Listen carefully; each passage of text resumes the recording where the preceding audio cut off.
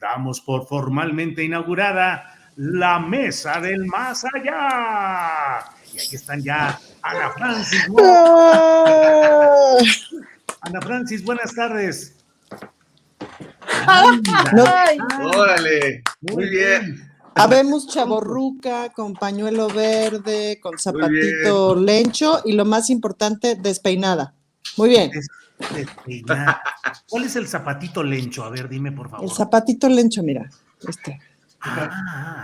Órale. O sea, sí es una botita, pero lencha.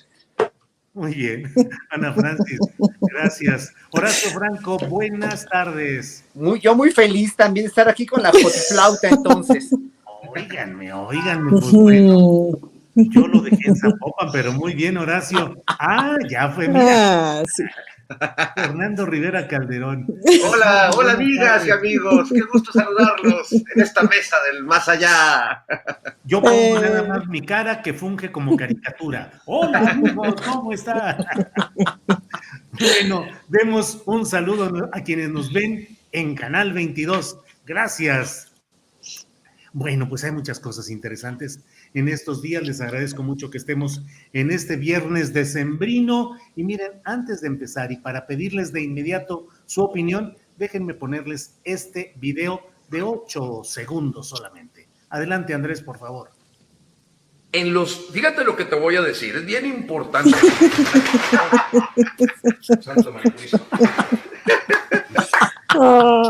Santa María Purísima. Ave María Purísima. ¿Cómo es?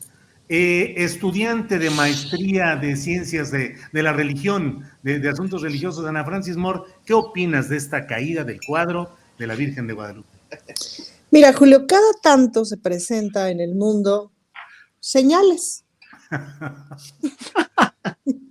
que le indican a la humanidad cosas importantes que le tiene que indicar. Claro, depende de nosotros la interpretación, ¿no? Ajá. En algún punto, pues la interpretación dio para crear la religión católica y luego también la interpretación dio para crear versiones espantosas como los Millonarios de Cristo, como el Opus Dei, etcétera, ¿no?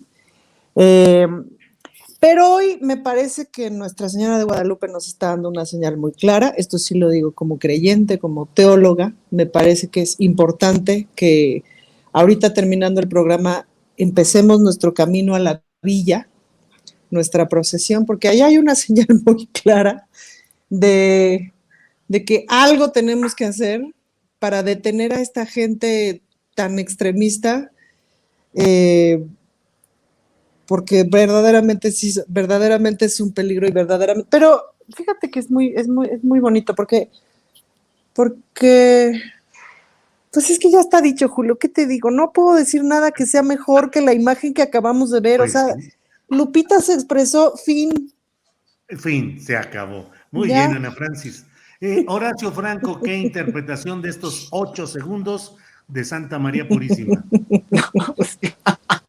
Yo como gran ateo y no creyente ni vírgenes, ni dioses, ni nada, y eso siempre lo he dicho, ¿no? Y lo diré, pero obviamente se me hace una puntada maravillosa del destino, una jugada maravillosa que se le haya caído hacia este hombre, al cual yo ahí no coincido, bueno, no, es que sí coincido con Ana Francis, y por otro lado tengo otra salida, que mientras menos importancia se le dé a gente tan imberbe y tan llena de odio como este señor, que no nada más ha estado lleno de odio este sexenio, sino antes. Yo lo veía desde antes, desde que criticaba tanto a Peña Nieto y a Calderón.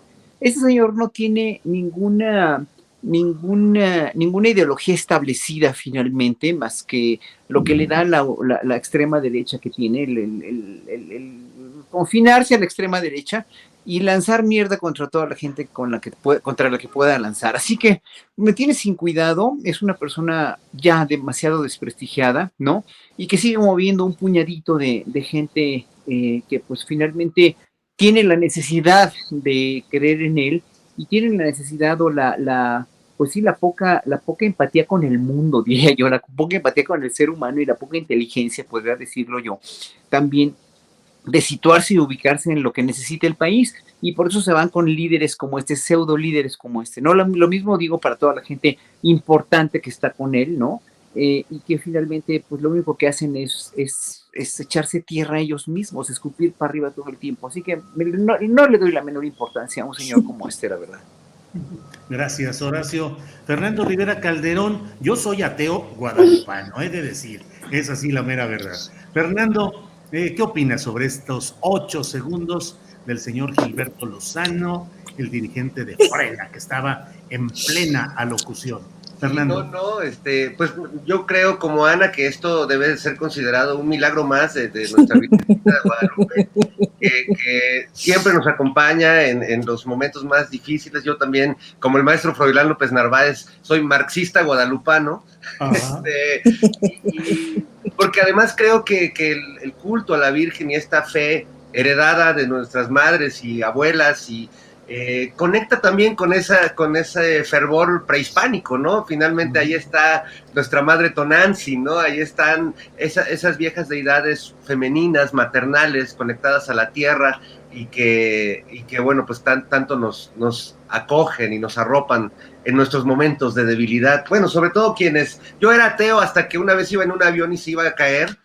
Y tuve un cambio de fe súbito, tuve una revelación, me acordé de todos los rezos que me enseñó mi abuelita y los empecé a hacer mientras el avión se zangoloteaba, y ya luego cuando bajé del avión, Dios se rió de mí. Pero sí creo que debemos considerar esto un milagro más de la Virgen. Y ¿sabes qué me recordó mucho, Ana, Horacio, Julio? Hace menos de un mes, político venezolano Juan Guaidó hizo también un acto, y en pleno discurso, hablando de la democracia en Venezuela y de lo que él representa, según él, se le cayó el escudo de Venezuela en pleno acto. Entonces me parece que es la poética de lo cotidiano, es una cosa que ningún guionista podría igualar la belleza de ese momento, que la Virgen se le caiga a un tipo que ha lucrado con la religión, con la fe, y que ponen a la Virgencita como cierto conductor también de un noticiario en las mañanas, que pone a su Virgencita como si eso avalara que lo que dices es verdad, o que no sé, ¿no? Me parece ridículo, y me dio mucho gusto que la Virgen fue como la Rosa de Guadalupe, pero al revés. Nada más que fue como la Rosa de Guadalupe, pero como si la quisiéramos ver, ¿no? Exacto. La antirrosa. La antirrosa de Guadalupe. Muy bien, gracias. Julio, sí. ¿puedo agregar ahora sí el comentario teológico? Hay una cosa muy bonita que tiene la Virgen de Guadalupe, a diferencia de la Virgen María, que Guadalupe es una representación de María, digamos, pero María es la madre de Dios y Guadalupe es la madre de todos, y ese fue el cambio que dio México, que dio Latinoamérica con las vírgenes latinoamericanas a la hora del sincretismo y tal. Si nos saltamos el detallito de la evangelización a patadas y a filo de espada, esa síntesis es como muy bonita, pues, de cómo tradujo en la población indígena esta deidad, pues, ¿no? En alguien que es la madre de todos. Y eso es muy bonito. Y yo quisiera también contar un milagrito de la Virgen de Guadalupe como el de Fernando. Yo tuve un suru, y entonces ahí íbamos de gira con las Reinas Chulas en el 2006 y tuvimos un accidente terrible, nos volteamos, no sé qué. Y yo tenía en el espejito retrovisor de mi suru, tenía una Virgencita de Guadalupe, esas de chupón, porque no tenía para pagar el seguro del coche. Y entonces yo dije, bueno, nadie me va a robar el coche, que tenga una Virgencita ahí, porque cualquier ladrón va a ser guadalupano y va a decir, me va a caer la maldición. Ese fue mi pensamiento, ¿no? Entonces, bueno, chocamos, no sé qué, hospital, etcétera, etcétera, ¿no? Cuando voy tienes que ir a hacer una firma de documentos de que tu coche ya está hecho cajeta en la carretera, en el donde guardan los coches hechos cajeta. Y entonces veo mi coche, que fue muy fuerte verlo, que estaba todo aplastado y no nos pasó prácticamente nada, ¿no? Y donde estaba yo estaba así, aplastado así, y yo salí prácticamente ilesa, y lo único que encuentro es el chuponcito de mi Virgen de Guadalupe, que ahí estaba, aventadito. Y entonces aquí es donde viene el ¿ves? Sí. Yo quiero decir algo ahora, quiero hacer un aguafiestas ahora. Viene ahora sí. Pero pues ¿dónde estaba cuando murieron los 50 y tantos migrantes allí? No saben qué dolor me dio, qué dolor. Utilizados, despojados de sus tierras, despojados de su territorio, en otro país donde los tratan mal y aparte con esto dices yo, bueno, pues ojalá que se hubiera hecho presente la señora, ¿verdad? Pero bueno, ahí sí no puedo decir nada. Perdón lo aguafiestas que sea, pero siempre pienso así, ¿eh? ¿Dónde están cuando se los necesita tanto? ¿Por qué a esta gente inocente, pobres, les toca morir así? Sí, Horacio. Yo soy ateo, pero soy profundamente respetuoso de todas las expresiones religiosas, de las diferentes denominaciones, rigurosamente. Pero siendo ateo, mi, mi visión del fenómeno de la adhesión popular mexicana a la Virgen de Guadalupe me impacta, me conmueve y tal vez sea lo único que en ciertos momentos digo, ¿qué hace que tantas almas, tantos espíritus, tantas personas se congreguen y se manifiesten con ese fervor tan impresionante en estos días del 11 al 12 de diciembre en pro de la madre de todos los mexicanos? Entonces, debo confesar que dentro de mi edificio ateo hay una fisurita ahí, pero es una fisurita guadalupana. Y hay que decir también, Julio, que la Virgen no solo apoya pues a quienes le tienen fe en sus rezos, en sus momentos difíciles, sino que también ha tenido labores bien importantes, por ejemplo, en las tareas de limpieza en la Ciudad de México y de cuidado con la basura. Acuérdate que durante mucho tiempo la única manera de que la gente no tirara basura en ciertas esquinas era poniendo una virgencita, y hubo colonias como la Náhuac que se llenaron todas las esquinas de virgencitas porque la gente era la única manera en la que no tiraba basura en la calle. Entonces, ese papel de la Virgen también como asistente de las tareas de gobierno en la Ciudad de México me parece fundamental. Sí.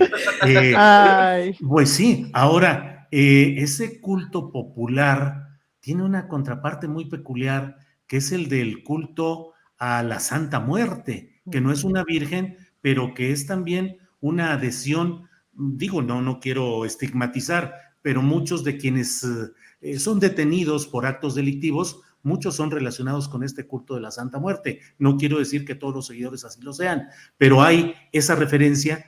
Y bueno, qué curioso y qué fuerza se necesita para encomendarte a una deidad. Y yo digo, siempre defiendo, la Iglesia de la Santa Muerte tiene tanto derecho a existir y a ser respetada como cualquier otra iglesia y otra denominación religiosa. Es que una cosa que tiene muy amable la Santa Muerte para mucha gente es que acepta.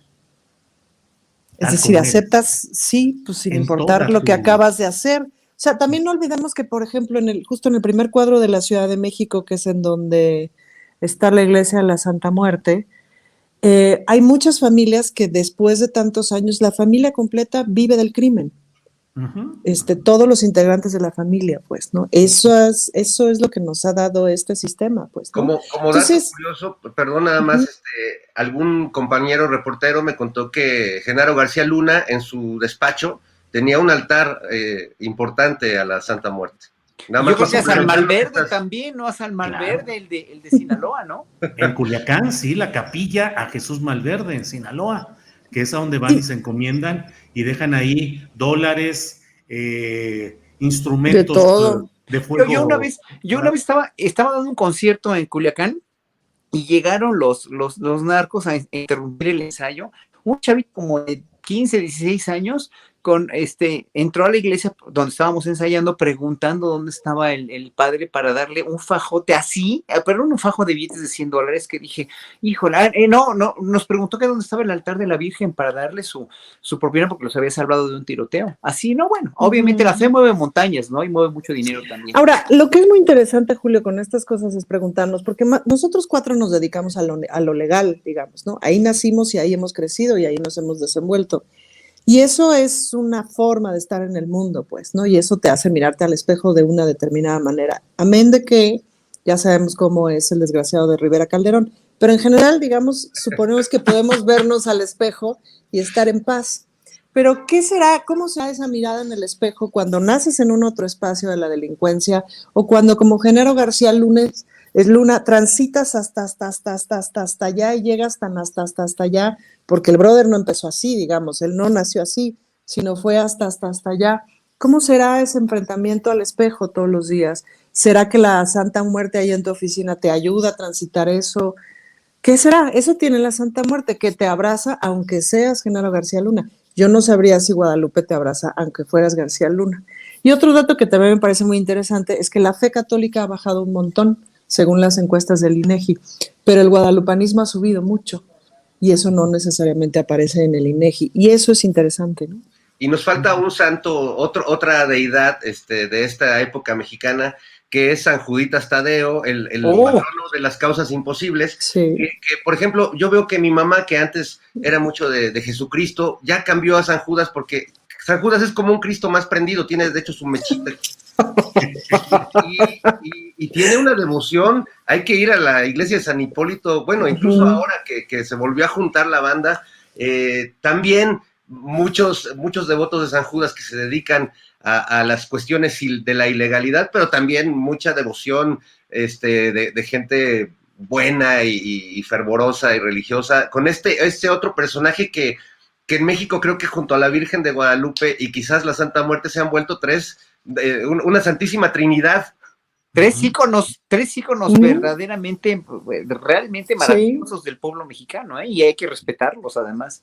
Yo los respeto mucho, yo como ateo también coincido, yo respeto todas las fees del mundo, ¿no? Y de hecho de niño estudiaba mucho historia de las religiones y la cuestión de los dioses y eso, y me parece que una de las partes más importantes que el ser humano tiene que tener cuando no tiene más ayuda, y lo platicábamos cuando comimos el lunes, Julio, ¿te acuerdas? Es el recurrir a un ser superior cuando ya no tienes otra salida, ¿no? Y eso también lo salva, ¿no? O cuando estás en un apuro como en un accidente o algo así, ¿no? Sí, es muy importante que la fe no se pierda en ese sentido. Gracias, Horacio. Ana Francis, vamos a salir ya de este tema cuasi herético antes de que nos desmoneticen, sino que nos vayan a excomulgar por estar aquí.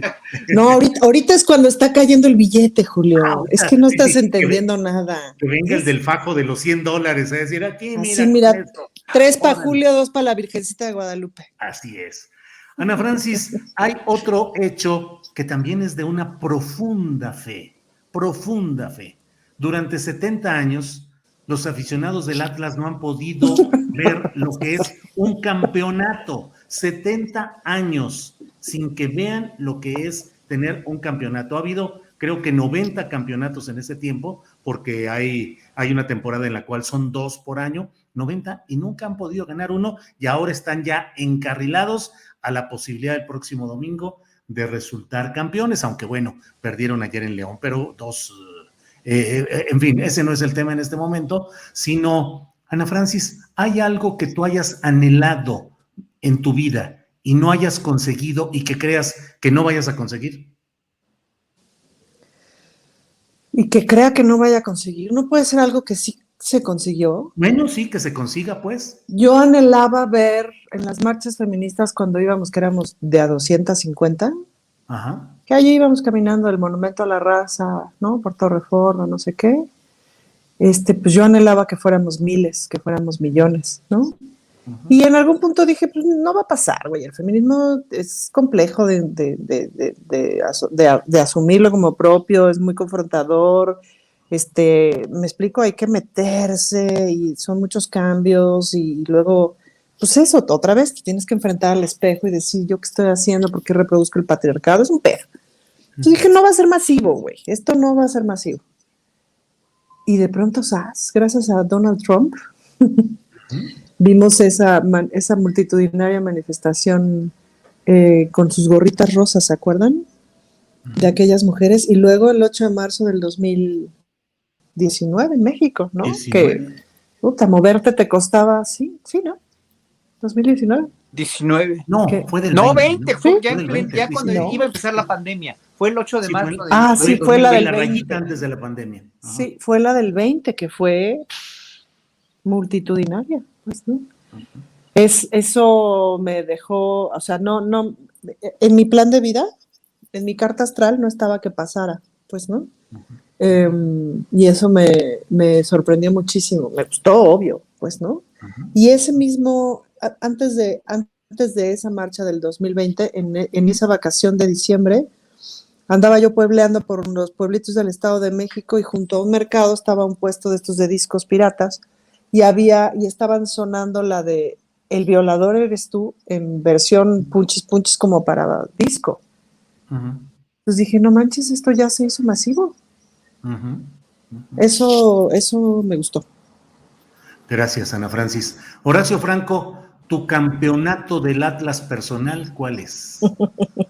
Híjole, debo decir que nunca he visto un partido de fútbol, pero Nunca yo creo un que lo partido que de nunca fútbol. se me va a hacer en la vida es ver a los gremios, como he visto con tristeza cómo está pasando con el gremio de los periodistas, con todo lo que está pasando, pero también con el gremio de los músicos y el gremio de los actores y el gremio de todos, de los políticos, etcétera, etcétera.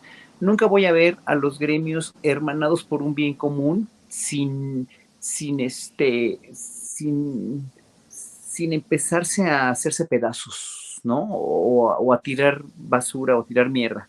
En cuanto a, aunque sean periodistas de izquierda o de derecha o unos contra otros o lo que sea, ¿no? Lo ves con científicos, lo ves en los gremios, ¿no? Sobre todo. La lucha de los protagonismos y de los egos y de que yo tengo razón y tú no en las cuestiones de las cuestiones humanas, de condición humana, yo creo que es lo que nunca en mi vida voy a haber resuelto, porque es una condición humana, o sea, uno tiene que entender que la condición humana es algo que trae uno adentro y que es algo que uno puede controlar y puede conocer y puede entender. Pero cuando la víscera gana, cuando las ganas de protagonismo, cuando las ganas de tener un puesto, cuando las ganas de algo imperan sobre el raciocinio, sobre el bien común, pues por eso está el mundo como está, ¿no? Por eso el mundo está como está. Y a mí me da mucha pena y yo te felicito mucho por el premio que te dieron ayer. En verdad, muy merecido, en verdad, realmente eres una gente de una pieza, pero me entristece todo lo que está pasando, me entristece todos los comentarios de todos, ¿no? Los que están en contra. Me entristece todo porque finalmente lo puedes ver hasta en los políticos, bueno, hasta en los políticos, no, empezando por ellos, ¿no? O sea, la embestida que le dio Lili Telles ayer a Olga Sánchez Cordero con los tweets que sacó, en verdad, y bueno, luego gritando esta señora como merolico en la Cámara de Senadores, dices, bueno, es que, ¿por qué, en verdad, por qué no se pueden dirimir las diferencias con un poco más de raciocinio, un poco más de argumentos y un poco más de tratar de entender al otro, tratar de ver por qué? O sea, y se tienen que lanzar mierda, es lo que yo no entiendo. Yo no puedo lanzar mierda. A mí me ha lanzado mucho también como músico, y yo simplemente, esa gente que ha lanzado mierda, sin razón, lo puedo decir así orgullosamente, sin razón, simplemente no los volteo a ver porque finalmente no están interesados en un bien común más que en el bien de ellos. Yo finalmente, no sé, o sea, ya hice mi carrera, ya otro de mis atlas serían, por ejemplo, el ver una orquesta barroca en México ya con un sueldo un sueldo para los músicos, no para mí, porque yo traté de fundar una desde hace muchos años, se me preguntó, se me hizo, hice todos los intentos necesarios, pero pues si en los gobiernos anteriores no había dinero, tampoco en este hay, y si no va a haber dinero aquí o en la iniciativa privada, pues ni modo, no vamos a tener una orquesta barroca profesional funcionando en México hasta dentro de muchos años. Ya no es mi problema, pero yo sí lo hubiera querido tener, ¿no? Y ese es uno de los sueños que nunca se va a hacer realidad posiblemente, ¿no? Ya he estado tratando de hacerlo sexenios pasados, a no le pido nada porque lo apoyo y no le quiero pedir nada precisamente por esa razón, ¿no? O sea, para que no se note que hay, además, y yo te lo puedo decir y se los puedo decir a todos, si yo fuera el director de una orquesta barroca, yo no cobraba sueldo, no me interesa cobrar un sueldo, porque yo vivo de otra cosa, vivo de mi profesión como flautista, ¿no? Tampoco pensaría cobrar de las mesas o de lo que contribuyo escribiendo, porque no soy un profesional del periodismo, ¿no? Pero pues en ese sentido, pues ahora sí que cada quien que piense como quiera. Muchas gentes me han dicho que yo quiero hueso apoyando al gobierno de López Obrador. Yo no quiero nada de hueso, a mí no me interesa ningún puesto ni nada, simplemente quiero que este país funcione. Gracias, Horacio. Fernando Rivera Calderón, tu campeonato del Atlas personal, ¿cuál es o sería? Pues son dos, mi Julio. Digo, más allá de lo político y lo social y lo cultural. El de Liga y el de Copa. Sí, el de Liga y el de Copa. Bueno, uno sería, sin duda, encontrar el amor verdadero y el otro que la legalicen. Que la alegre. Con eso, es falso, no crean, no nos vayan a, miren, lo hice de ingeniería. Ahorita mira. El de Oye, de veras no, no pero- lo vamos a mostrar. Bueno, pero los dos son alcanzables, Fernando Rivera, Eso así como el del espero, Atlas. que me toque en vida, caray, poderme fumar un churro en la Alameda. Claro, tranquilamente. Fernando, Ay, gracias. sí. Ana Francis, A ti te gusta el Atlas, ¿verdad, Julio? ¿O cómo? no, yo Tú le le voy vas a al las Atlas, ¿no? Chivas. Yo le voy a las Ah, Chivas. ok. Y como soy bígamo solo en la cuestión balompédica y como soy verdaderamente un ignorante de todo esto, le voy al Chivas y al Santos, porque como nací en Torreón, le voy al Santos Laguna. Pero en esta ocasión le voy al Atlas porque mira, se han cumplido las señales de los cambios. Cruz Azul llevaba también mucho tiempo en que era el rey del subcampeonato y ya se coronó. Y ahora el Atlas está difícil, pero está en el camino. Imagínate, la última ocasión en que se coronaron fue en 1951. Hace ¿Y 70. contra quién va a jugar? ¿A quién le tiene que partir su Va a hocico? jugar contra el León, pero van a jugar en el Estadio Jalisco, allá en Guadalajara. Y además hay una discusión de esas que solo se pueden dar en México. En las Chivas normalmente van y celebran sus triunfos en la plaza tradicional, la Minerva, ahí es el lugar de reunión. Pero es de las Chivas, porque las Chivas sí han ganado varios campeonatos. Ahora el Atlas, para no ir a la Minerva, quiere ir al Monumento a los Niños Héroes, que está tapizado de fotografías y de pintas de los desaparecidos y desaparecidas. Le llaman ya la glorieta o la rotonda de los desaparecidos. Y ahora el Atlas dice que ahí quiere ir a celebrar su fiesta si es que gana el campeonato, y con ese pretexto el gobierno de Jalisco ya está limpiando la plaza, quitando fotografías, quitando pintas, quitando... Sí. Y está el conflicto entre los atlistas que dicen, pues nosotros tenemos derecho a ir a celebrar ahí y háganse a un lado. Y los familiares de desaparecidos y desaparecidas que defienden esa plaza, el simbolismo, y además, pues ahora sí que todo el trabajo de lo que han puesto ahí, de fotografías, de pintas, de pancartas, de todo. En fin, pero Ana Francis, hay otro tema que pues pasamos, ya lo tocó un poco Horacio, este tema de los migrantes en Chiapas. 54, 55 muertos. ¿Cómo ves todo ese contexto? Hay quienes dicen, bueno, sí es una tragedia, sí es una tragedia, pero tiene causas estructurales, creo yo, Ana Francis. Totalmente. O sea, de entrada, la necesidad de tanta gente de salir de sus países del sur y de cruzar, de venir a México o cruzar por México para llegar a Estados Unidos, el grado de desesperación que tienen que tener. Y eso es una causa económica, es decir, hay todo un sistema mundo que está expulsando al sur para el norte, pues, ¿no? No solamente en esta parte del mundo, no solamente en esta región.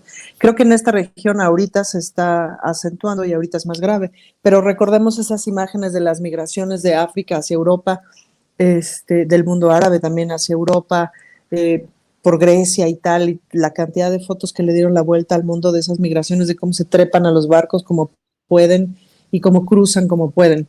Hay claramente una falta del norte hacia el sur. El norte le debe al sur, le debe dinero, le debe tierras, le debe diamantes, le debe agua, le debe petróleo, minerales, le debe riqueza y no se hace responsable. Y esa es una causa estructural bien fuerte. Por otro lado, pues México, ¿no? Ni modo que nos hagamos a un lado de eso. Es decir, unas fronteras que funcionan como funcionan, la frontera del sur que funciona como funciona, no hay capacidad para recibir a tantísimos migrantes, la cantidad de migrantes de caravanas y eso que ha aumentado de una forma descomunal, y pues toda esta industria, porque es una industria que tiene logística, que tiene organización y que además debe de lavar su dinero en algún lado, seguramente en ciudades como Guadalajara, Monterrey o la Ciudad de México, en barrios y en edificios muy bonitos, porque todo esto pues es un negocio de tráfico de personas, pues, ¿no?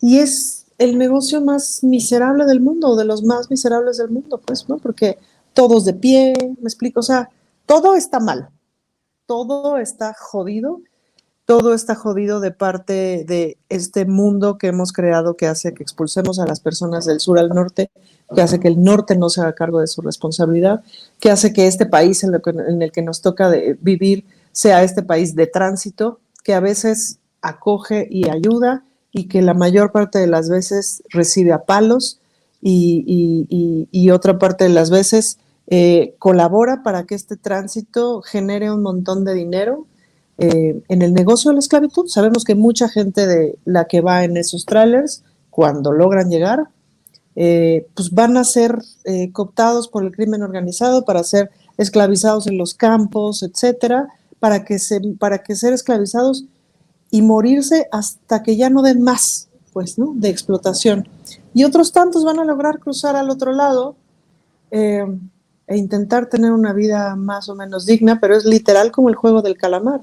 O sea, de los 500 que van, la balacera primero te descuenta 300, pues, ¿no? Claro. Y eso es terrible. Pero sí es importante mirarlo también como de forma estructural. No es ese güey, o sea, no es el chofer ojete que no sé qué. Un poco otra vez volvemos a lo que decíamos, pues, ¿no? Ese chofer pues debe tener una familia, debe de venir de un contexto, de una circunstancia en donde, ¿me explico? Claro, claro, claro. Y así, Y hasta así. que no cambiemos la lógica de las cosas en donde se ponga la dignidad por delante, ¿no? Gracias, Ana Francis. Horacio, ya lo tocaste tú, de hecho, de ahí desprendimos estas preguntas o este segmento de nuestra mesa, pero ¿qué opinas, pues, sobre este tema en lo general de lo sucedido, las causas estructurales, los retenes a los migrantes, en fin, ¿qué reflexión tienes, Horacio? Pues es lo lamentable, ya lo dijo realmente prácticamente todo Ana Francis, ¿no? Pero hoy lo tocó el presidente en la mañanera, digo, obviamente siempre quiere él atender las causas originales, el pecado original de todo este flujo de migrantes, que no es nada nuevo, que finalmente es lamentable, que finalmente siempre han sido víctimas o del narco o de estos tratantes de personas, que es horrible que viviendo en países que pudiendo hacer que la repartición de riqueza esté bien, pues están tomados por el crimen organizado como El Salvador o de desigualdades terribles también como Guatemala, etcétera, etcétera, ¿no? O bueno, digo, ya no se diga Honduras y Nicaragua. Pero en un momento dado, yo creo que López Obrador, como figura central en el panorama geopolítico de Centroamérica, está queriendo ver esas causas. Bueno, pero esas causas no nada más es la conveniencia o el trato que se les dé aquí, es que vivimos en un yugo norteamericano que está verdaderamente pues otra vez, lo mismo que en las drogas, la doble moral de los gringos y de la burocracia gringa y de todo lo como funciona ya también está haciendo estragos en este aceptar eficiente de los migrantes para que vayan a trabajar a Estados Unidos. Entonces, ahí evidentemente hay un juego de poderes tremendo, pero hay un juego también de egos en la cuestión de los partidos políticos, como bien lo dijo López Obrador hoy en la mañana, pero también hay una conveniencia perversa también del narco, pero también hay, o sea, son conveniencias y son estructuras que son dificilísimas de desmantelar, o sea, es que no es nada más una cosa, no es nada más son las causas, y no es nada más sembrando vida, y no es nada más, no, es todo lo que propicia que esta gente se quiera salir de sus países porque están amenazados, porque no pueden vivir de eso, lo mismo que estaban aquí muchos mexicanos en los sexenios pasados y se fueron a probar suerte a Estados Unidos, y bueno, no me queda nada más que decir que qué desafortunado y problema, pero que tiene tantas aristas, tantas, que empiezan en los gobiernos de los países del norte, ¿no? Digo, Canadá, ojalá que agilice más las visas de trabajo temporales que tiene, que a mí me ha tocado ver cuando iba yo a tocar mucho Canadá, pues sí, como daban visas y visas y visas a muchos trabajadores, y qué bueno, pero pues hace falta mucho más eficiencia en el gobierno norteamericano, porque además necesitan la fuerza de trabajo y a veces se hacen pendejos también. Entonces, el hecho de hacerte tonto por algo y no reconocer, ¿no? Es como para los gringos sería reconocer, sí, los latinoamericanos, los centroamericanos hacen mucho trabajo que nosotros no queremos o no tenemos la fuerza suficiente para esto, y sí, los norteamericanos jóvenes están drogadísimos y necesitan droga y tratarlo como un problema de salud y no como esconderlo bajo su doble moral, ¿no? ¿no? O sea, el país con más doble moral que yo he visto en mi vida es Estados Unidos, ¿no? Entonces, mientras no se reconozca y mientras haya esta lucha entre los partidos republicano y demócrata, etcétera, etcétera, pues no va a pasar nada, ¿no? Simplemente vamos a seguir siendo un país de tránsito y los migrantes van a estar siempre maltratados y van a costar vidas y vidas y vidas truncadas de gente que pudiera llegar a hacer algo en su vida, ¿no? Tanto trabajando como estudiando. Eso es lo más triste del mundo, ¿no? Gracias, Horacio. Fernando Rivera Calderón, pues bueno, hemos hablado desde diferentes ángulos de este tema, del aspecto migratorio, a partir de este desafortunado, terrible suceso en Chiapas. Pero, Fernando, también hay una situación en la cual el gobierno mexicano ha establecido una muralla militar en el sur del país con la Guardia Nacional, pues desde mi punto de vista, plegado a las instrucciones, primero enviadas por Donald Trump y luego reiteradas por Joe Biden, en la cual yo lo he escrito y lo he dicho muchas veces, pues convierten a la Guardia Nacional y a México en la migra 4T, es decir, somos los guardianes del interés de Estados Unidos desde nuestra frontera sur. Y siempre se dijo que esto iba a empujar a los migrantes pues a las redes de trata de personas, de polleros, de todo lo que se ha visto hasta este momento.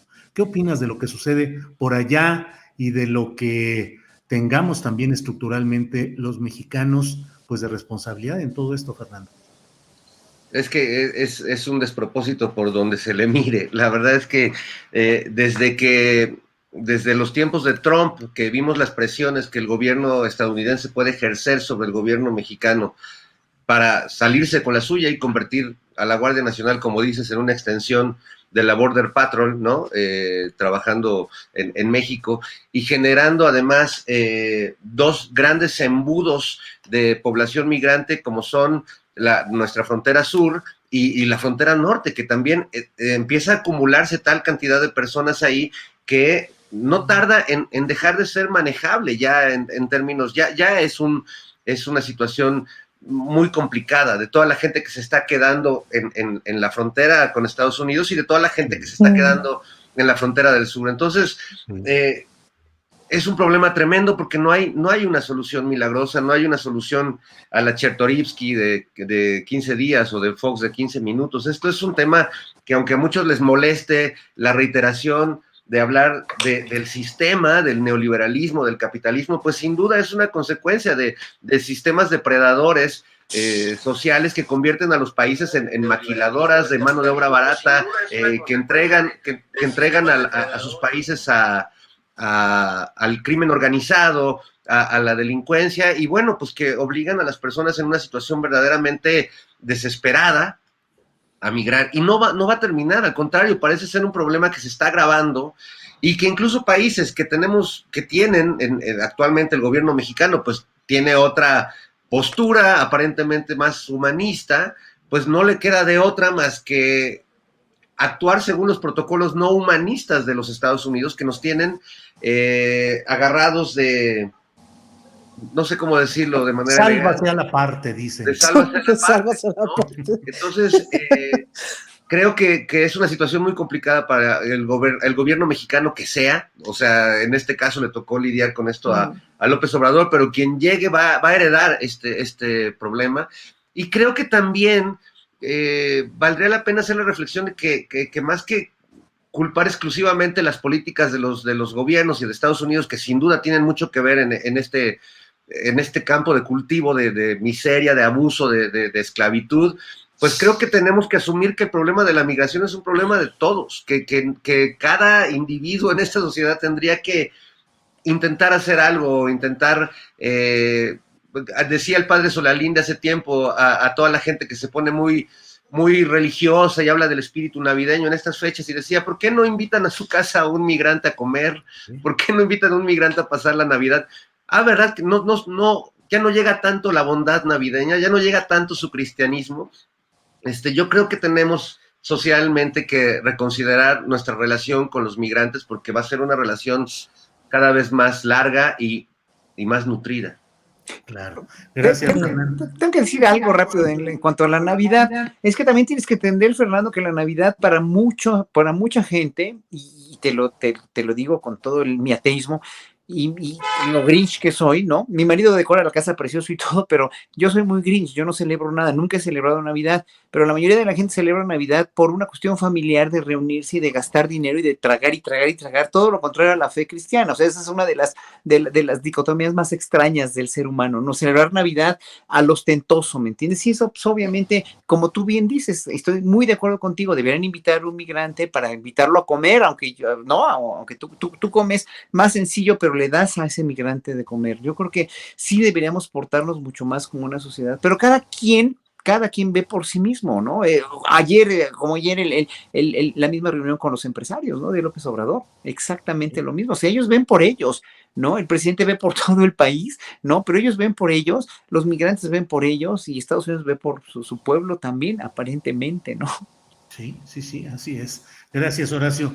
Ana Francis, en este mismo programa de internet de Astillero Informa, entrevisté hace un rato a Héctor Díaz Polanco, que fue presidente de la Comisión de Honestidad y Justicia de Morena, sobre el caso de Jacob Polemski, porque hay pendiente la aclaración de cuando menos 800 millones de pesos de operaciones inmobiliarias hasta ahora no suficientemente esclarecidas, y que además nos dijo Díaz Polanco que hay la consignación del caso ya a la Fiscalía General de la República, lo cual podría devenir en la solicitud de juicio político para poder actuar contra quien hoy es diputada federal.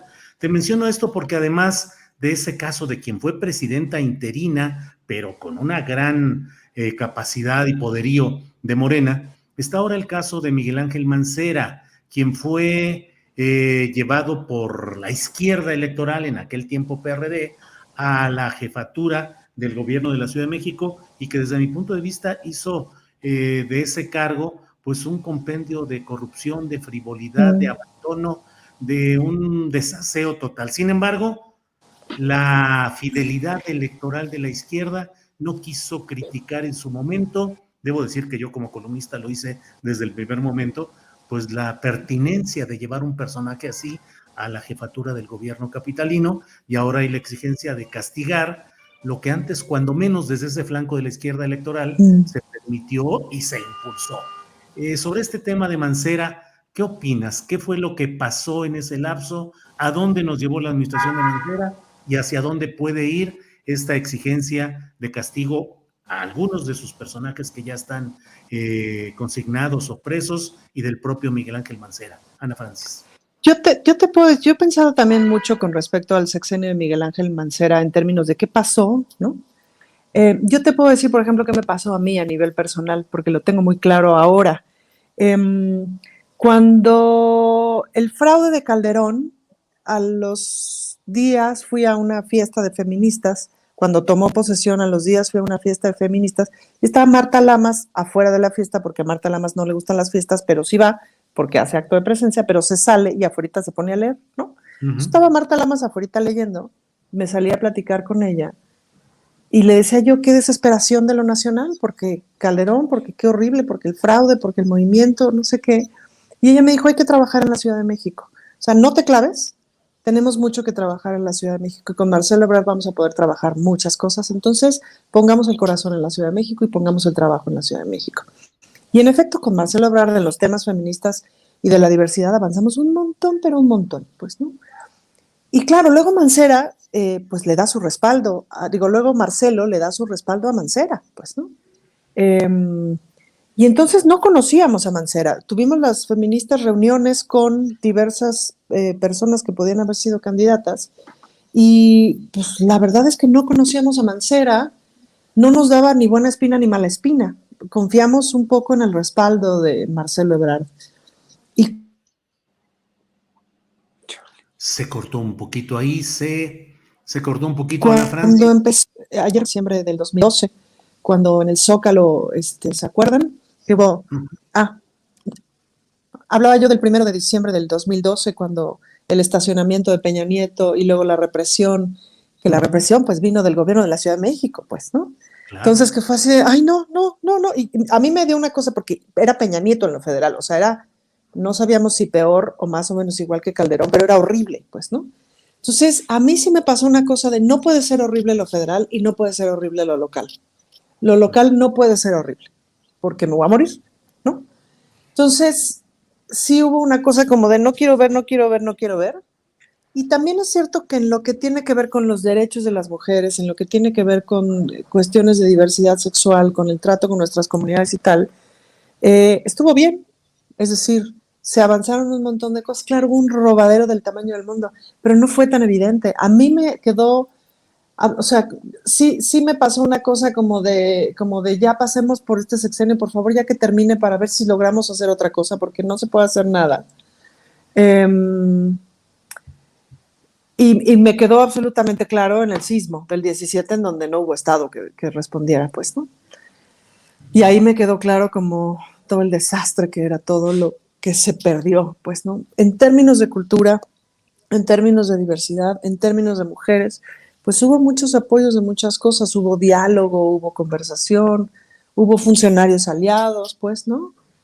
Capaces y tal, pero pues el cártel inmobiliario, el gangsterismo, todo eso, así, mira, así.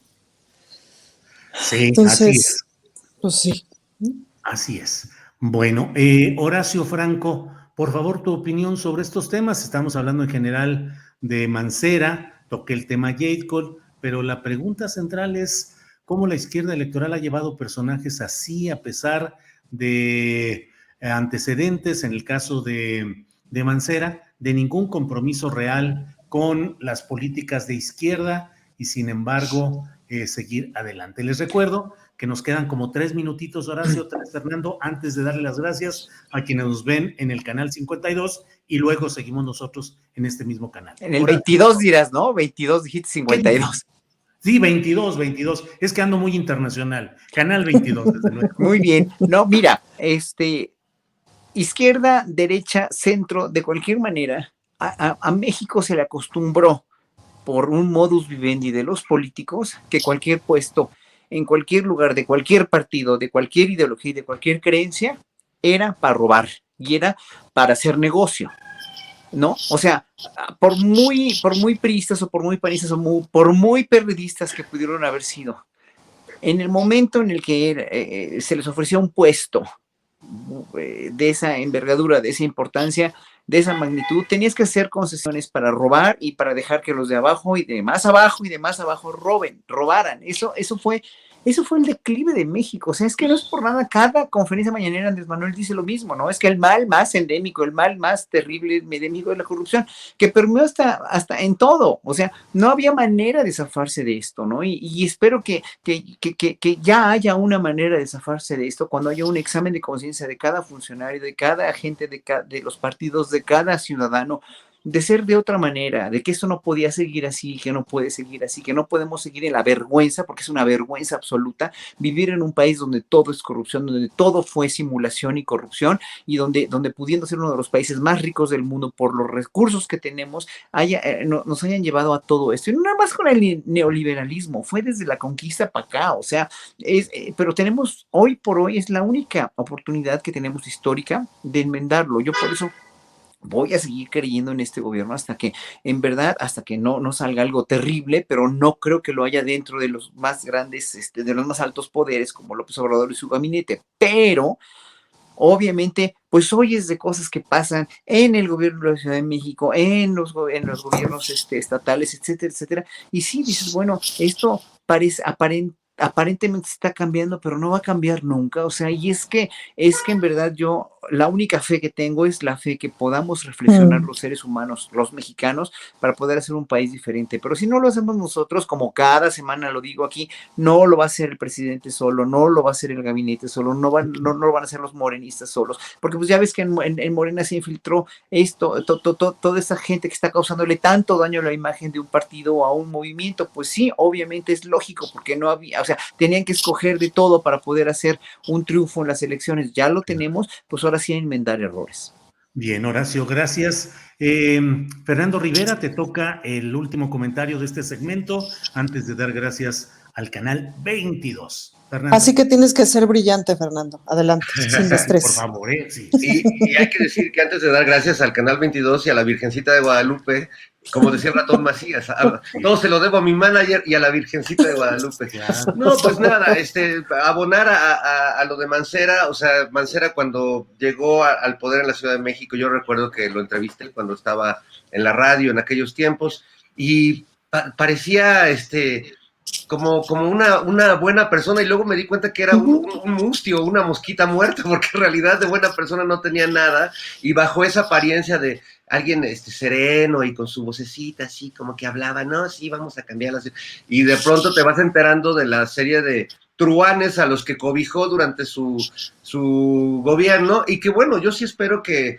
porque él anda como igual, con esa misma actitud, como muy tranquila y como que a mí no me afecta, pero yo creo que ya debe de estar sintiendo algunos pasos, porque ya es demasiada gente y gente muy cercana a su gobierno, ¿no? El caso de J. Cole, pues solo ratifica, como dije hace unas semanas, que pues la oposición al partido en el poder está dentro del partido en el poder, y que esa va a ser la lucha electoral que vamos a ver, una lucha interna de fuego amigo, entre comillas, en Morena, más que lo que haga pues el resto de la oposición, el PAN, el PRD y Frena, que pues ya ni la Virgen los ampara.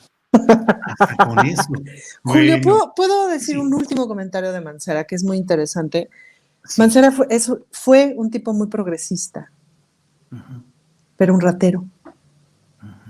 Y ambas cosas son ciertas. Y eso es terrible e interesante de descubrir.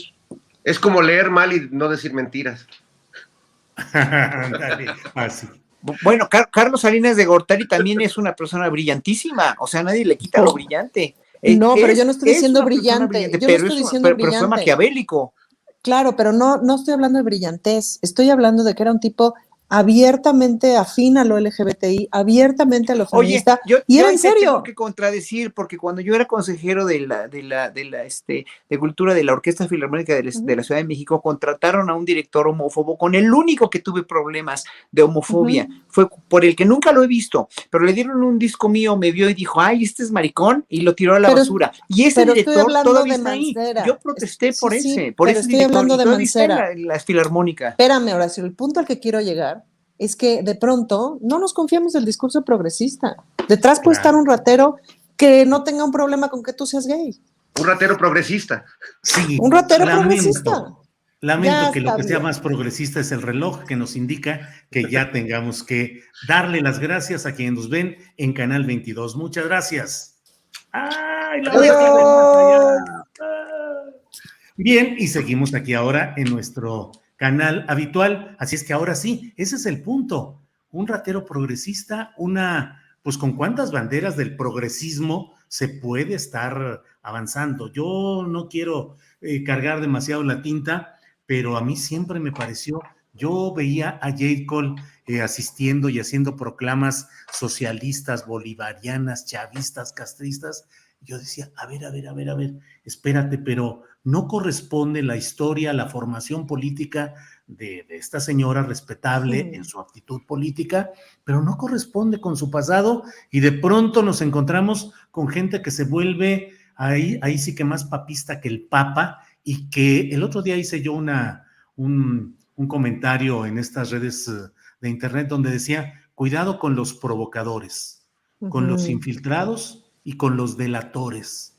Y recordé el caso aquel de Fidel Castro, que un buen día dijo, ¿saben qué? Estas personas que ustedes creían que eran anticastristas furibundos y que estaban en Miami, que conspiraban y que hablaban todo contra este gobierno, eran agentes que nosotros teníamos infiltrados para conocer todo lo que ustedes estaban haciendo. En todos los movimientos sociales en los que hayamos visto y vivido, sabemos que a veces lo más vociferante, lo más incendiario, lo más provocador, es porque no quiere el transcurso, el correr natural del proceso, sino accidentarlo, exponerlo, descarrilarlo.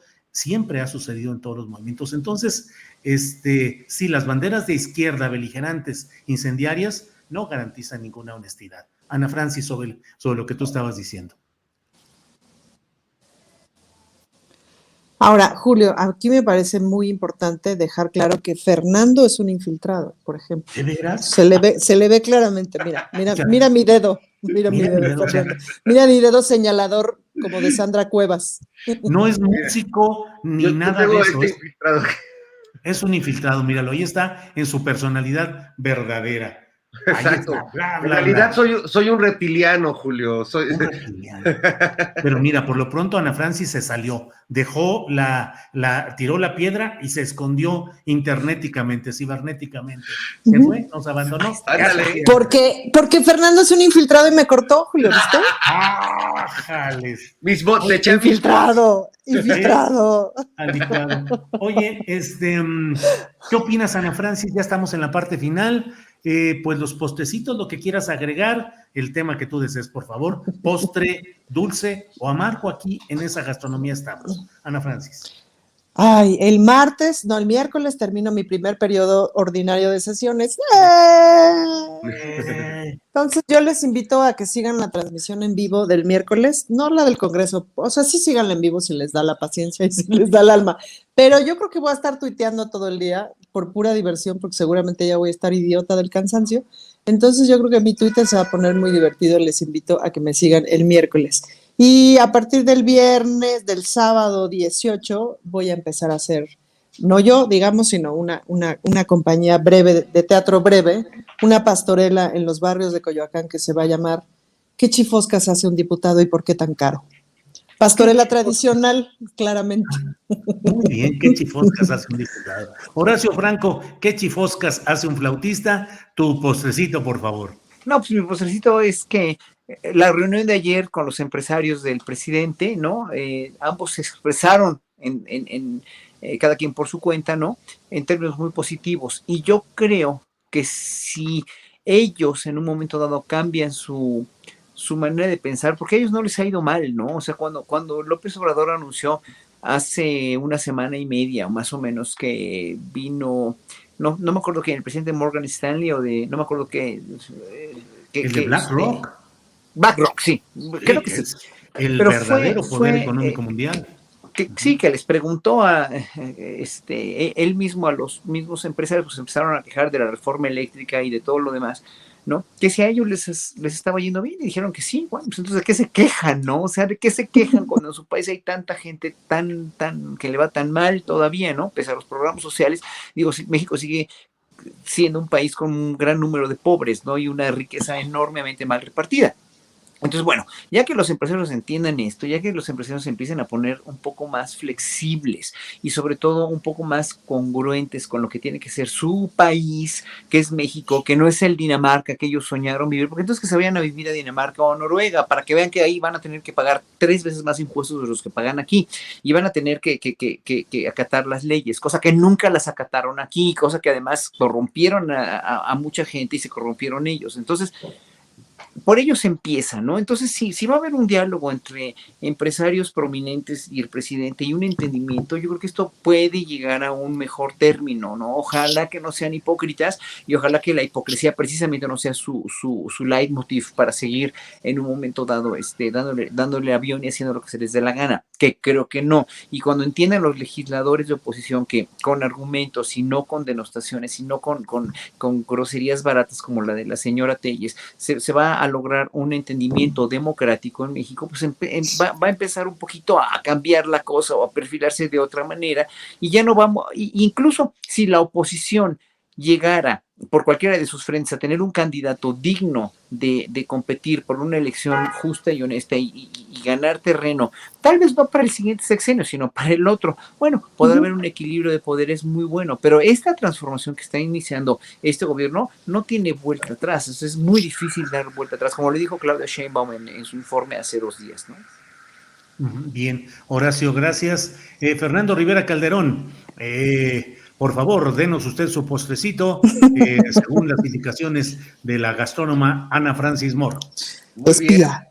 Bien. Como infiltrado que soy, y colado de honor en muchos de los grandes eventos o cosas que suceden en esta ciudad, pues esta semana me tocó participar en un gran evento que que me hizo sentirme muy orgulloso y que creo que es de los programas o de los proyectos más interesantes dentro de cultura en la 4T. Participé en el magno evento de Tengo un Sueño 2021, que tiene que ver, no sé si sepan con los, bueno, evidentemente Ana sí sabe porque es parte de ello también, de los semilleros creativos que trabajan con niñas y niños de diversas comunidades, sobre todo comunidades afectadas por la violencia, por pues la marginación económica, y a esos niños se les da talleres de arte, de pintura, de fotografía, de cine, y bueno, pues es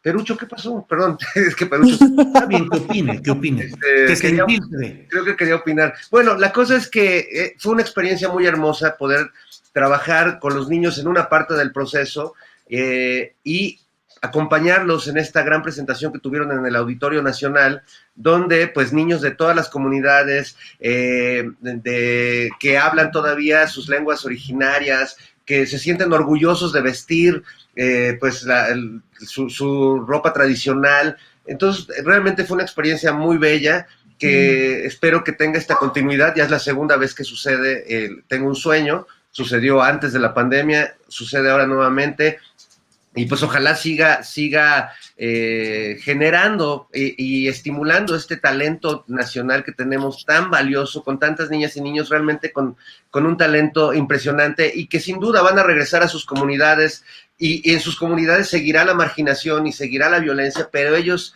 estoy seguro de que van a aportar algo distinto, y que son niños que están empoderados y que se sienten pues realizados después de haberse presentado ahí. Así que bueno, pues no se le hace mucho eco esto en los medios mainstream, pero sí quería mencionarlo porque me parece un esfuerzo muy valioso y que realmente apunta a donde creo que tiene que apuntar toda política social o de un gobierno que se pretenda un gobierno con vocación social, que es pues justo estimular a estos jóvenes creadores y cambiar un poco el ADN y cambiarles un poco el destino, que podría estar más ligado en muchas comunidades al crimen organizado o a la migración en todo caso, ¿no? Entonces, bueno, pues me siento muy ¿Cómo contento. era tu canción?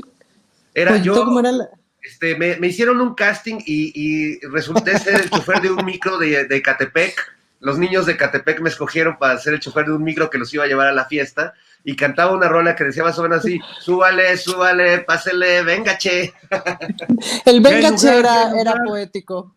Sí, oigan, sí. Y yo quiero decir algo rápidamente que se me olvidó decir en mi postrecito, es: léanse un artículo de Elideth Fernández que salió en pie de página sobre la cuestión de los toros, y bueno, que esta perspectiva que ya tenemos en la Ciudad de México de abolir las corridas de toros, que es maravillosa. Yo estoy siempre apoyando a los animalistas en contra de las corridas de toros, y se me hace un muy buen artículo, y hay que hablar mucho más de eso, Julio. Ahí te lo encargo también, a ver si entrevistas a Elideth Fernández. Ella ha ido varias veces a la mañanera a plantearle todo esto de la cuestión de los toros y el sufrimiento animal.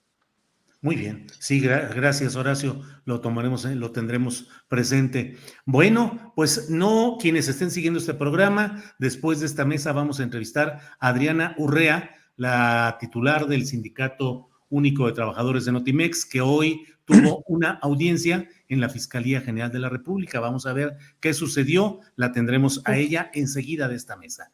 Así es que, pues, Ana Francis, muchas gracias y buenas tardes. Muchas gracias, los quiero, amigos. Eso, muy bien. Horacio Franco, gracias y buenas tardes. Ahí está. Buenas tardes. Chao. Fernando Rivera Calderón, gracias, buenas tardes. Gracias, buenas tardes, adiós. ¡Ay, adiós! ¡Adiós! Nos vemos, gracias, hasta luego.